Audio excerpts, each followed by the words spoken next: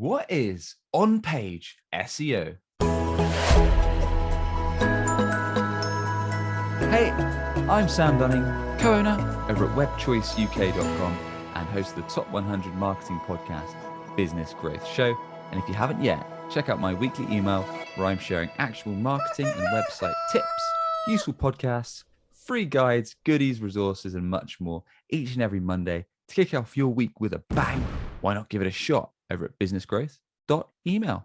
So on-site SEO can be split into two main parts, technical and content. So looking at technical first, Google recently, at the time of recording this, rolled out a update called Core Web Vitals. So they take a big emphasis on things like mobile first design, making sure your website works super well on mobile. It gives people a great experience on mobile, tablet, and PC. It's easy to navigate around, and it's just has a good interface, isn't confusing, and is easy to find exactly what you're looking for in minimal time possible. Making sure your page loads nice and fast. So if you haven't yet, check your page speed on Google Page Speed Insights, and you can get a quick idea of how quick your site is. You want it really 1 second or less on mobile and PC. And Google Page Speed Insights will also give you actionable tips if your site is a bit slow on what you need to look at. So then technically you need to think about things like Google wants your site to be as informative and helpful to people as possible. So with your chosen keywords, there's no point trying to stuff them all into a homepage or a one-page website, as that's just going to give people a poor experience and not help your ranking at all. So for example, if you're a service-based company, you want to have a page on your site for each of the main services you offer, along with, if you serve different locations, then each of the main locations you offer, along with things like useful resources, contact page, team page. So breaking down the search terms so they fit to relevant pages. So each page is technically sound in terms of things like your meta title and your meta description. So that's when you do a Google search and you see the listing. Each listing has got a title and a description of the listing. That's the meta title and description. Your page titles, so what you see in your tab at the top that describes the page. The heading tags. So when you go on a page, you've got a range of title tags. The intro of the page. Things like image alt tags.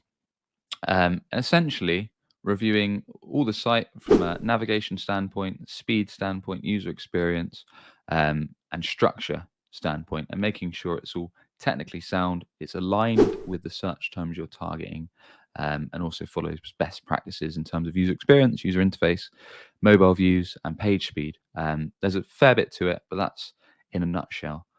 Now, once you've sorted that, you want to look at the content side of things. So Google loves fresh, relevant, informative, detailed content. So looking at your website, not just as a shop window, even if it is an online store, but also as a useful resource. So it can help educate and inform people around your industry, to get them trained up on it, help them learn something new. So you become a trusted resource and they trust in you to recommend you and also buy from you or get in touch with you.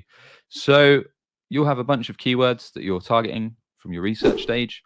We want to make sure that those keywords link through to relevant pages.